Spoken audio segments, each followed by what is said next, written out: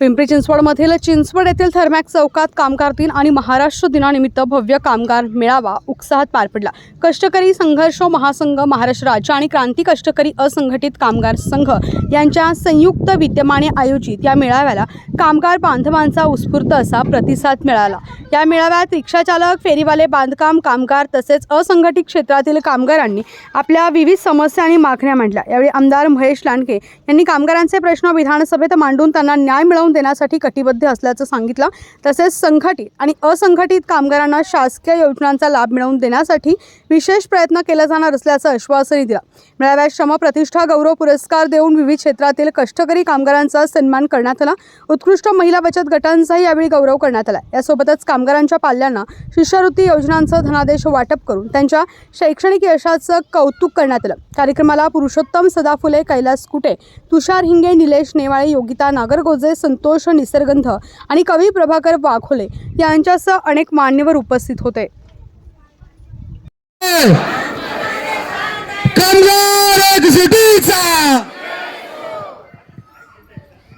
एकटाच आलो नाही, युगाची ही साथ आहे।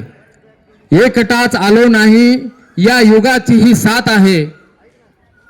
क्रांतीची हीच तर खरी सुरुवात आहे। कामगार आहे मी, तळपती तलवार आहे। सारस्वतानो सावध असा थोडासा गुन्हा घडणार आहे। या पद्मश्री नारायण सुर्वे यांच्या काव्यपंक्तीप्रमाणे महाराष्ट्रातील संबंध देशभरातील ज्यांनी आपल्या हातावर हे विश्व घडवलं, हे राज्य घडवलं, त्या तबंब भारत देशातील महाराष्ट्रातील राबणाऱ्या कष्टकऱ्यांना प्रथम नमन आणि सलाम करतो।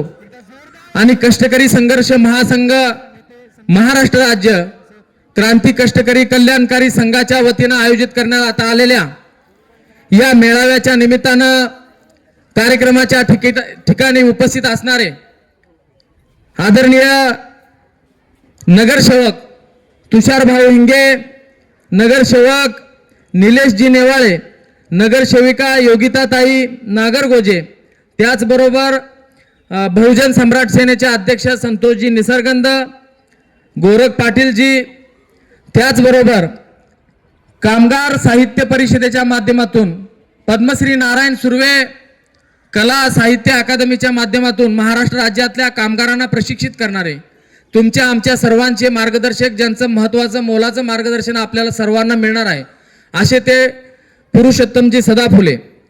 आणि या विचार मंचावरती उपस्थित असलेले सर्वच मान्यवर, कष्टकरी संघर्ष महासंघ, महाराष्ट्र फेरीवाला क्रांती महासंघ, कष्टकरी संघर्ष रिक्षा टॅक्सी चालक महासंघ, त्याचबरोबर कष्टकरी घरेलू महिला कामगार महासंघ, या सर्व संघटनेच्या विनंतीला, या संघटनेच्या आव्हानाला मान देऊन, महत्त्व देऊन आपण सकाळी 9 वाजल्यापासून या ठिकाणी मान्यवरांच्या प्रतीक्षेमध्ये बहुसंख्येनं एका दिवसाच्या कॉलवर एवढ्या मोठ्या संख्येनं आपण सहभागी झालात, त्याबद्दल तुम्हाला सलाम करतो। आणि आजच्या कार्यक्रमाच्या निमित्तानं आपण कामगारांसाठी वेगवेगळ्या संघटन बांधून एक व्यक्ती 5 व्यक्ती कुणी काय करू शकत नाही। तुमच्या सोबत संघटना असली, ताकद असली, जनशक्ती असली तरच आपण तुमचा न्याय हक्काची लढाई आपण लढू शकतो, ते जिंकू शकतो। हा आपल्या राज्याचा, देशाचा इतिहास आहे। म्हणून संघटित होऊन आपण ज्या ज्या वेळेला आवाज उठवला, ज्या ज्या वेळेला कामगारांच्या न्याय हक्काची लढाई आपण लढण्याचा प्रयत्न केला आणि त्या ठिकाणी आपण यश संपादन केलं। आपल्याला कल्पना आहे की प्रत्येक वर्षी हिवाळी अधिवेशन नागपूरला होतं, प्रत्येक वर्षी अर्थसंकल्पीय अधिवेशन मुंबईला होतं। त्यावेळेला म्हणजे सरकार कुठलंही असू द्या, परंतु आपले 2-2 मोर्चे दर वर्षामध्ये तिथं होतात। आणि व्यासपीठावरती, विचारपीठावरती मान्यवरांना मला सांगायचं की मुंबईत सुद्धा 3 ते 5 हजार माझे कामगार त्या ठिकाणी सहभागी होतात आणि आपला आवाज बुलंद करतात। हे सांगण्याचं कारण असं आहे की आपण वैयक्तिक जीवन प्रत्येक जण करत असतो। सकाळी उठायचंय, डबा घ्यायचा, जेवण करायचंय, नाश्ता करायचंय, कामाला जायचंय, तिथून कामावर आल्यानंतर परत आपला कुटुंबाचा गाडा चालूच राहणार आहे। परंतु मी माझं जीवन जगत असताना माझ्या सोबत असणाऱ्या कामगारावरती अन्याय अत्याचार होतोय। माझं जीवन जगत असताना माझ्या जीवनाबरोबरच माझं जर वेतन चांगल्या पद्धतीने वाढलं, मी एखाद्या कंपनीमध्ये स्थायी झालो, माझ्या सोबत असणाऱ्या कामगारांच्या कल्याणासाठी मला आठवड्यातून 1 दिवस द्यायचा आहे, मला आठवड्यातून 1 तास द्यायचा आहे, मला महिन्यातून 4 दिवस द्यायचे आहे, ही आपली भावना, ही भूमिका घेऊन आपण सर्वजण जगतोय. म्हणून आपण युनियनच्या माध्यमातून, संघटनेच्या माध्यमातून फार मोठ्या प्रमाणात काम करू शकतोय. आपल्याला कल्पना आहे की 10-10, 12-12 घरामध्ये माझी महिला भगिनी काम करते. एका घरामध्ये 700-800 हजार रुपये मिळतात, परंतु ते सुद्धा महिनाभर प्रतीक्षा करत त्या बिचारीला अनेक आरोग्याच्या तक्रारी आहेत, अनेक अडचणी आहेत, अनेक समस्या आहेत. ती फक्त चेहरा तिचा सांगतो, ती घरातल्या तुमच्या मुलाला सांगणार नाही, तिच्या पतीला सांगणार नाही तिची काय वेदना आहे ती, परंतु तिचं दुःख कमी करण्याचं काम महामंडळाच्या माध्यमातून नोंदणी करून त्यांना दिलासा देण्याचं काम आपण करतो. आपल्याला कल्पना आहे, बांधकाम मजूर माझा रोज महाराष्ट्र राज्यामध्ये 15व्या 12व्या मजल्यावरून पडतो आणि तो मरतो बिचारा. मेल्यानंतर फक्त पोलीस स्टेशनला त्याची तक्रार केली जाते, तिथं सुद्धा डेड बॉडी लवकर उचला आणि घरी पाठवा, त्याला रुपये कोणी देण्याची भूमिका घेत नाही. परंतु महामंडळाच्या माध्यमातून आपण नोंदणी करून अपघाती मृत्यू ज्या माझ्या कामगारांचा झाला, गेल्या 10 वर्षामध्ये अनेक कामगारांना 5-5 लाख रुपये आपण प्रत्येकाला मिळवून दिलेला आहे. मिळवून दिला म्हणजे हे उपकार नाही बांधवानो, ही अशी घटनाच आपल्यावरती आली नाही पाहिजे. परंतु काहीच न मिळणाऱ्या लोकांना सुद्धा नोंदणीकृत कामगारांना आपण देतोय. आपण आज वेगवेगळ्या ठिकाणच्या कामगारांचं काम करत असताना रिक्षा चालकांच्या महामंडळासाठी आपण 15 वर्ष लढत होतो. आता मागच्या वर्षी धर्मवीर आनंद दिघे रिक्षा आणि मीटर टॅक्सी महामंडळ झालं, त्या महामंडळामध्ये नोंदणीचं आपलं काम सुरू आहे. आपल्याला कल्पना आहे, रिक्षा चालकांचा जे हप्ता आहे आणि रिक्षा चालकांच्या परमिटमध्ये वाढ झाल्यामुळं त्यांच्यावरती अनेक संकट कोसळली. त्या संकटाच्या माध्यमातून पण ज्या वेळेला त्यांना फायनान्सर बँकवाले ज्या वेळेला त्रास दिला, त्या वेळेला आपण त्यांना दिलासा दिला. माननीय आयुक्त, पोलीस आयुक्त यांना संपर्क करून त्यांचं सुद्धा संकट दूर करण्याचं काम केलं. आमचा फेरीगावला घटक हे सर्व मान्यवर आता आपल्या सभागृहामध्ये फेरीवाल्याच्या बाबतीत धोरणामध्ये त्यांची निर्णायक भूमिका राहणार आहे. फेरीवाल्याला 2012 मध्ये 14 मध्ये आपण सर्वेक्षण केलं, 6700 लोकांना या शहरातल्या कायदेशीर अधिकार मिळवून दिला, हक्क मिळवून दिला. आता 100 ठिकाणी झोन करणार आहोत. तुषार भाऊ, निलेश भाऊ, योगिताताई, आपले सर्वांची भूमिका यामध्ये महत्वाची राहणार आहे की हे झोन करण्यासाठी बिचारे वर्षानुवर्ष 15 वर्ष 20 वर्ष उन्हा तानामध्ये, उन्हाची, पावसाची, थंडीची कसली तमा न बाळगता, आरोग्याची तमा न बाळगता त्या ठिकाणी रस्त्यावरती सेवा करतात. परंतु वारंवार अर्बन स्ट्रीटच्या नावाखाली, वारंवार स्मार्ट सिटीच्या नावाखाली त्यांना त्रास देण्याचं काम होतंय. आम्हाला विश्वास आहे आपण तिघं सुद्धा चांगली भूमिका त्या ठिकाणी मांडणार, तेवढा आमचा सार्थ विश्वास आपल्यावरती आहे. म्हणून या स्मार्ट शहरामध्ये स्मार्ट हॉकरची संकल्पना आपण घेऊन जर चालणार असाल तर आम्ही 2 पावलं आपल्या सोबत आहोत. आपल्यामध्ये आमूलाग्र बदल झाले पाहिजे. या स्मार्ट सिटीला, स्मार्ट शहराला साजेसे आपण काय कन्सेप्ट करूया आणि चांगल्या पद्धतीने पुढे जाऊया. आपल्याला लक्षात आलं पाहिजे, इकडे थोडं आपल्या इकडे लोक या बाजूला या, आपण राबणारे आहोत. कधी आयुष्यामध्ये तुम्हाला नारळ मिळाला नाही, फूल मिळालं नाही, एवढ्या दयनीय अवस्थेमध्ये आपण जगत असताना माझ्या कष्टकरी कामगारांना या मान्यवरांच्या हस्ते पुरस्कार दिला जावा. पुरस्कार कशासाठी की तुम्ही रात्रंदिवस 1-1 रुपया वाचून 5-5 रुपयाची बचत करून त्या डब्यामध्ये टाकून जे पैसे साचवले आणि तुमच्या मुला मुलींना घडवलं आणि उच्च शिक्षित, आदर्श नागरिक, आदर्श महिला म्हणून जे घडवलं, त्या चांगल्या लोकांचा सन्मान इथं विचारपीठावरती ठेवलेला आहे. या लोकांना का बसवलंय आपण की हा केवळ मान्यवरांचा स्टेज नाही तर राबणाऱ्या कष्टकऱ्यांचा सुद्धा आहे. म्हणून यांचा सन्मान आपण या ठिकाणी आज करणार आहे. हजारोच्या संख्येने सामाजिक भावना घेऊन अनेक आमचे विक्रेते आहे की वर्षभरामध्ये मी मोफत देणार असे सुद्धा विक्रेते आहेत. त्यांनी मंदिरं निर्माण केली, मंदिराच्या माध्यमातून मुख्यमंत्री सहायता निधीला दिलं. आमचे बांधव 5700 शव वाहिले त्यांनी. मुर्द्याकडे बघितलं तरी आपण घाबरतो, एवढ्या लोकांना त्यांनी स्मशानापर्यंत पोहोचवलं. स्मशानातल्या लोकांना सुद्धा आपण कधीच विचार करत नाही. अशा प्रकारचे घरेलू कामगार आमची महिला आहे, आमचे महादेव रिक्षा चालक या ठिकाणी आहेत, चहा विक्री करून आयुष्य घालवलेले आमचे हाकेभाऊ आहेत, अनेक सगळे मान्यवर आहेत. बांधकाम मजूर या ठिकाणी ड्रेसवर बसलाय, ती पती पत्नी सकाळपासून काम करून आता इथं दुपारपर्यंत हाफ डे करून या ठिकाणी उपस्थित राहिल्या कार्यक्रमाच्या सोहळ्याला. कार्यक्रमाचा पुरस्कार म्हणजे तुमच्या कौतुकावरची थाप जरी असली तर ह्या 10 लोकांकडे पाहून तुमच्याला उर्मी आली पाहिजे, तुमच्याला सुद्धा वेगळी जगण्याची जिद्द निर्माण झाली पाहिजे आणि तुमच्यातल्या लोकांचा सन्मान होतोय हे आपल्या पुढच्या पिढीला आदर्श निर्माण करून द्यायचा, म्हणून अशा पद्धतीचा आपण सन्मान सोहळा करतोय. आपल्याला कल्पना आहे कोरोनाच्या भयानक कालावधीमधून जात असताना असंख्य कामगारांना दिलासा देण्याचं काम केलं. मी कुणीच नव्हतो, परंतु मला त्या कालावधीमध्ये इतके फोन आले, इतका निधी आला. मी त्यावेळेला सांगितलं की हे दुकानदार आहे, या दुकानाकडे पैसे द्यायचे, एक किट 400ला, एक किट 800ला, एक किट 1200ला, तुम्हाला जेवढ्याचं तेवढं द्यायचं तेवढं द्या आणि ज्या दिवशी आम्ही वाटप करतोय तुमच्या हस्ते वाटप करूया. लाखोच्या संख्येनं आपण त्या माय माऊलीला केवळ धान्य नाही, काय दूध नाही, काहीच मिळू शकत नव्हतं. त्या कालावधीमध्ये सुद्धा लाखो रुपयाचा निधी आपण देण्याचं काम का केलं की मी तुमच्यासाठी प्रामाणिकपणे आपली संघटना काम करते, म्हणून कुणीतरी पाहणारा तो वरचा आहे, ती तिसरी शक्ती काम करते आहे, म्हणून आम्ही तुमच्यासाठी काम करतो एवढं नक्कीच आहे. म्हणून आपल्याला एकत्रितरित्या सामूहिकरित्या काम करायचं आहे. असंघटित कामगारांच्या महामंडळाच्या माध्यमातून तुम्हाला न्याय मिळावा, तुम्हाला म्हातारपणीची पेन्शन मिळावी. म्हातारपणी उतार वयामध्ये आपण कष्ट करत असतो, म्हणून म्हातारपणी आपले हातपाय चालणार नाही, त्यावेळेला सुद्धा सोय झाली पाहिजे. म्हणून येणाऱ्या पावसाळी अधिवेशनामध्ये मुंबईला मोर्चा काढायचा आहे. तयारी आहे का तुमची? जायचं का मुंबईला? कशासाठी जायचंय? बऱ्याच गोष्टी बोलण्यासारख्या आहेत.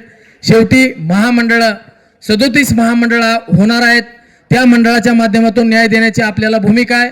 बरेच मान्यवर बोलणार आहेत, परंतु या सगळ्या गोष्टीतून आपण पुढे जात असताना की आपण कष्टकऱ्यांच्या महिला बचत गटांची स्थापना केली आहे. 250 कष्टकरी महिलांचे बचत गट आहेत. ते असं नाही 500, 1000, 2000 महिन्याला जमा करणाऱ्या माझ्या महिला भगिनी 100-200 रुपये जमा करून सुद्धा बचत गट निर्माण करतात आणि त्याच्यात यशस्वी केलेला त्यांचा सुद्धा आपण आज सन्मान करतोय. स्कॉलरशिप 25,000पासून ते 1 लाखापर्यंत आपण ते पण सगळ्या लोकांना दरवर्षी कोट्यावधी रुपयामध्ये करण्याचा आम्ही तुमच्या माध्यमातून प्रयत्न करतो आणि ह्याच्यामध्ये आपण एवढ्या मोठ्या संख्येने सहभागी झालात याचा सार्थ विश्वास, आनंद, अभिमान, स्वाभिमान सर्व हा तुमच्यामुळे आहे. कारण तुम्ही आहे म्हणून आम्ही आहोत आणि म्हणूनच आपल्याला अशा पद्धतीनं हे पुढे जायचं आहे. आपण सर्वजण एका दिवसाच्या कॉलवरती सर्वजण मोठ्या संख्येनं उपस्थित राहिलात. हा मेळावा, ह्या कार्यक्रम आणि पुरस्कार सोहळा आपण यशस्वी केला त्याबद्दल सर्वांचे आभार व्यक्त करतो. आणि मुश्किलों से भाग जाना आसान होता है, मुश्किलों से भाग जाना आसान होता है, हर पहलू जिंदगी का इम्तिहान होता है. डरने वालों को कुछ नहीं मिलता जिंदगी में, डरने वालों को कुछ नहीं मिलता जिंदगी में, और लड़ने वालों के कदमों में जहान होता है, जहान होता है, जहान होता है. एवढंच बोलतो, या ठिकाणी थांबतो. जय हिंद, जय महाराष्ट्र, जय कामगार. हम सब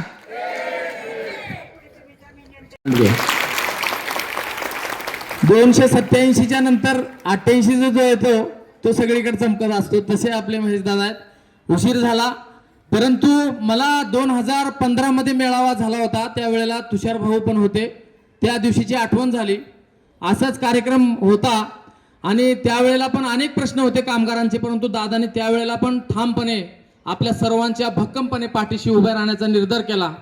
आदरणीय दादा डब्यामध्ये घरी टाकून आपल्या मुलांना मोठे मोठे घडवतात, अधिकारी घडवतात, पोलीस घडवतात, वकील, इंजिनियर होतात.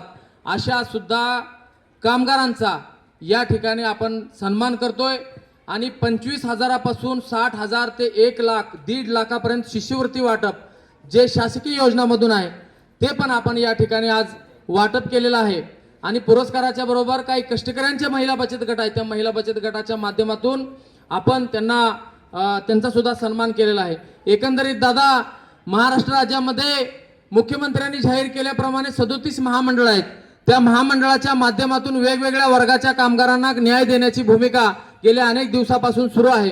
परंतु काही मंडळामध्ये निधीची तरतूद नाही, ती निधीची तरतूद झाली पाहिजे. आता रिक्षा चालकांच्या महामंडळामध्ये नोंदणी झालेल्या धर्मवीर आनंद दिघे रिक्षा आणि मीटर टॅक्सी चालक युनियनच्या लोकांचा आपण नोंदणीचे सुद्धा या ठिकाणी प्रमाणपत्र वाटप केले, काही चेक वाटप केले. बांधकाम कामगारांच्या सुरक्षा साधनं अपघात होऊ नये म्हणून ते पण वाटप केलं. परंतु महामंडळाच्या माध्यमातून ज्या कामगारांना न्याय मिळणार आहे म्हणजे घरेलू कामगार असेल, कंत्राटी कामगार असेल, फेरीवाला असेल, रिक्षा चालक असेल, त्याचबरोबर MIDC मध्ये 12-12 तास काम करणारा कामगार असेल. आपण दादा आपल्याला कल्पना आहे, आपण विधानमंडळामध्ये आहात की 8 तासाचे 12 तास केलं होतं. त्यावेळेला आम्ही आपल्याशी पण संवाद साधला आणि राज्याच्या कामगार मंत्र्याशी संवाद केला. त्यानंतर त्यांनी सगळ्यांचा एकंदरीत संघटनांचा विरोध पाहता 12 तास कामाचे केलेले ते 8 तास केले. आपण कामगार नगरी आहे, आपली उद्योग नगरी आहे, तसं तुमचं कामगारांवरती, कामगार संघटनावरती लक्ष आहे. या पुढच्या कालावधीमध्ये मोठ्या प्रमाणात अजून लक्ष व्हावं, कारण ही कामगारांची नगरी आहे. पिंपरी चिंचवड शहरातील हातगाडी स्टॉल धारकांचा प्रश्न अनेक वर्षापासून प्रलंबित आहे. नगर सदस्य या ठिकाणी उपस्थित आहेत, त्यांच्याकडून पण अपेक्षा आहे. तशीच दादा आपल्याकडून पण आहे की आता आपल्या शहरामधल्या, आपल्या विधानसभा मतदारसंघातल्या स्मार्ट स्टॉल्स, चांगल्या पद्धतीचे सुंदर स्टॉल, जसं राजेश पाटील साहेब असताना त्यांनी भूमिका मांडली होती की त्या पद्धतीने स्टॉल चांगले करून झोन निश्चिती 100 असं 300 झोन जर आपण केलो दादा, तर त्याच्यामध्ये 15 ते 20 हजार लोकांना आपण कायमस्वरूपी रोजगाराची भूमिका आणि कारवाईची टांगती तलवार ही राहणार नाही. आणि मला वाटतं काशीनाथच्या या उपक्रमामध्ये मी प्रत्येक वर्षी येत असतो. कामगार मेळाव्याच्या माध्यमातून काशीनाथ आणि त्याचे सर्व सहकारी या माध्यमातून आपल्या संघटनेला सदस्य म्हणून ज्यांनी ज्यांनी नोंदणी केली त्या सगळ्यांच्या प्रती आपली संवेदना व्यक्त करत असताना त्या कुटुंबातल्या प्रत्येक घटकाला काही ना काही मदत व्हावी या अनुषंगानं कायम झगडत असलेला आमचा हा काशीनाथ मी पाहिलेला आहे. आज इथं आल्यानंतर उपस्थित असलेल्या सगळं माझ्या कामगारांच्या भावना, वेदना मला सगळ्यांना मला माहिती आहेत सगळ्यांच्या. आपण ज्या परिस्थितीमध्ये काम करतात, एका भगिनीने सांगितलं सकाळी 4 वाजता उठते, 6-6:30 पर्यंत घरचं काम करते, परत 6 वाजता आपल्या स्वतःच्या कुटुंबाच्या प्रती आपल्याला काही योगदान द्यायचं म्हणून बाहेर जाऊन काम करते दुसऱ्यांच्या घरी, परत 12-12:30 घरी येऊन परत घरी स्वयंपाक करून घरच्यांसाठी स्वयंपाक करायचा, घरी काम करायचं, परत 4 वाजता परत आपल्या कामाला जायचं, परत 7 वाजता घरी यायचं, परत 7 वाजता घरच्यांसाठी काम करायचं. हे कुणालाही शक्य नाहीये. हे इतकं कष्टाचं काम आहे, हे त्याला शब्दच आम्हाला कमी पडतील. असे वेगवेगळ्या घटकातील आपण सगळेजण आहात, कष्टकरी आहात, रिक्षा चालक आहात, कामगार आहात. वेगवेगळ्या माध्यमातून आपण आपल्या परिवाराचं जबाबदारी पूर्ण करत असताना त्यांच्यासाठी आपण योगदान सुद्धा आपल्या कामाच्या माध्यमातून देत आहे. म्हणजे प्रत्येकाला ज्याच्या त्याच्या जबाबदारीनुसार, ज्याच्या त्याच्या कुटुंबाच्या परिस्थितीनुसार सगळ्यांनी आपापली जबाबदारी ओळखून त्या दृष्टीने आपलं योगदान किंवा आपली भूमिका त्या ठिकाणी घेतलेली आहे. मला या पिंपरी चिंचवड शहरात जसं औद्योगिक नगरी म्हटलं जातं, या औद्योगिक नगरीमध्ये संघटित असंघटित कामगार भरपूर आहे. पिंपरी चिंचवड महापालिकेच्या माध्यमातून ज्या वेळेस किंवा राज्य सरकारच्या माध्यमातून ज्या वेळेस काशीनाथ भाऊ ज्या वेळेस आमच्याशी संपर्क साधला त्यावेळेस आम्ही त्याच्याबरोबर पूर्ण ताकदीनं उभं राहिलेलो आहे. आज तुम्हाला ठामपणे विश्वासानं सांगतो, येणाऱ्या काळामध्ये आमचे सगळे नगरसेवक इथं, आमचा कैलास भाऊ इथं राहिले, कैलास भाऊ इथं उभा आहे, कैलास सगळेजण आहेत इथं. सगळ्यांना मी या निमित्तानं विनंती करतो, येणाऱ्या काळामध्ये जसं काशीनाथ दादांनी सांगितलं की आपल्याला एक सुनियोजित नियोजन करावं लागेल. हॉकर्स झोन पहिल्यांदा आपल्याला सगळ्यात चांगले करावं लागतील, त्याच्या जागा निश्चित करावं लागतील आणि त्या दर्जाचे हॉकर्स त्या ठिकाणी देऊन जेणेकरून कुणालाही अडचण होणार नाही आणि ते हॉकर्सवाले सुद्धा सुरक्षित राहतील, ज्यांच्यावर अतिक्रमणाची कारवाई राहणार नाही. ते करण्याची जबाबदारी तुमच्या 5-6 जणांवर मी आज या निमित्तानं सांगतो. आपण एक लक्षात ठेवा, ही लोक सगळे जे काम करतायत यांच्यावर, ही काम करत असताना यांच्यावर पूर्णपणे जबाबदारी त्यांच्या परिवाराची आहे आणि त्यांना संरक्षण देण्याची भूमिका ही आपली असली पाहिजे. काशीनाथ, जसं तुमचा विचार या संदर्भात, या लोकांसंदर्भात तुमची भावना जोडलेली आहे, त्या सगळ्या भावनांचा विचार करून आम्ही येणाऱ्या काळामध्ये तुमच्या या असंघटित कामगारांच्या प्रत्येक ज्या पण काही अडचणी आहेत, प्रत्येक ज्या काही समस्या आहेत त्याच्यावर आम्ही प्रामुख्याने लक्ष देऊन काम करणार, हा विश्वास तुम्हाला या निमित्तानं या ठिकाणी देतो. येणाऱ्या काळामध्ये राज्य सरकारच्या माध्यमातून 37 महामंडळ या ठिकाणी नियुक्त झालेले आहेत. 37 महामंडळ नियुक्त झालेले आहेत. वेगवेगळ्या घटकांना न्याय मिळावा, असंघटित संघटित कामगारांना न्याय मिळावा याच्याकरता वेगवेगळ्या योजना राज्य सरकारच्या माध्यमातून त्या ठिकाणी आपण पाहतोय. त्याचा लाभ घेण्यासंदर्भातली भूमिका आपल्या या संघटनेच्या सगळ्या कार्यकर्त्यांनी आपल्या समोर ठेवलेली आहे. त्याचे योजनेचे लाभ कसे घ्यावेत, त्याचे फॉर्म कसे भरावेत, त्याचे लाभार्थी कसे व्हावे, याच्या संदर्भामध्ये आपण कॅम्प घेऊन काशीनाथ दादा याच्यामध्ये आपण लक्ष द्यावं ही एक आपल्याला विनंती करतो. आणि मला असं वाटतं की आपण आपल्या सगळ्या नगरसेवकांच्या ऑफिसमध्ये अशा संदर्भातले फॉर्म राज्य सरकारच्या योजना असतील, महानगरपालिकेच्या योजना असतील, त्या ठिकाणी त्यांच्या योजनांचे फॉर्म आणि किंवा माहिती देणारा व्यक्ती आपल्या ऑफिसमध्ये ठेवला पाहिजे, जेणेकरून या सर्वसामान्य गोरगरीब कष्टकरी लोक